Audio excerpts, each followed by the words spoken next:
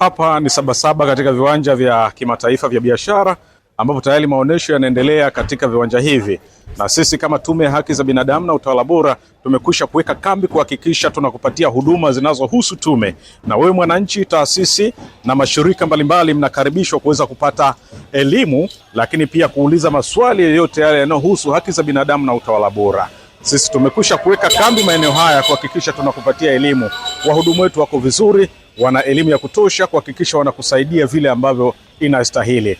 Tunakukaribisha mwananchi, tunakaribisha taasisi za serikali, lakini pia makampuni binafsi, wote mnakaribishwa kwa ajili ya kuja kupata elimu kuhusiana na haki za binadamu na utawala bora ili tuweze kwenda vizuri kama nchi ya Tanzania. Sisi tupo katika jengo la Jakaya Kikwete. Mle ndani ukiingia utakutana na banda ambalo limeandikwa Tume ya Haki za Binadamu na Utawala Bora.